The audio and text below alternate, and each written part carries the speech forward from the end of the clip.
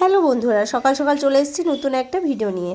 তো মেয়ে বায়না করছিল সকালবেলা পটেটো ফ্রেঞ্চ ফ্রাই খাবে।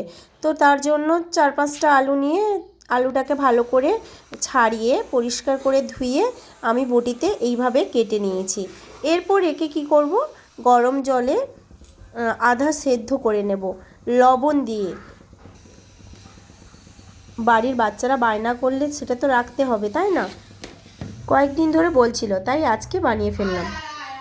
সেদ্ধ আলুটাকে ঢেলে ভালো করে জল ঝরিয়ে নিয়ে আমি একটু মশলা দিয়েছি। হ্যাঁ, একটু আদা রসুন পেঁয়াজ আর টমেটো পেস্ট দিয়েছি, যে যা স্বাদ মতো খেতেই পারো। এরপর এখানে ব্রেড গুঁড়ো আর কর্নফ্লাওয়ার গুঁড়োটাকে একসাথে মিশিয়ে দিয়েছি হালকা একটু লবণ দিয়ে।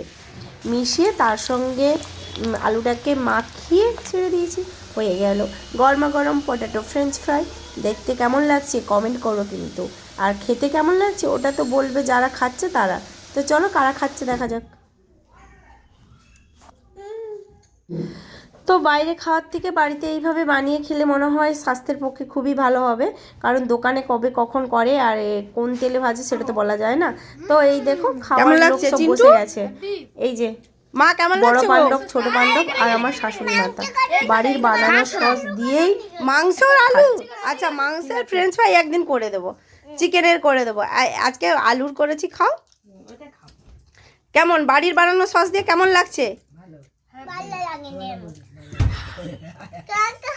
লাগেনি, খাবি না? না একদম খাবি না। ভালো লাগেনি, খাবি না? খেয়ে যাচ্ছিস কেন? ভালো লাগেনি?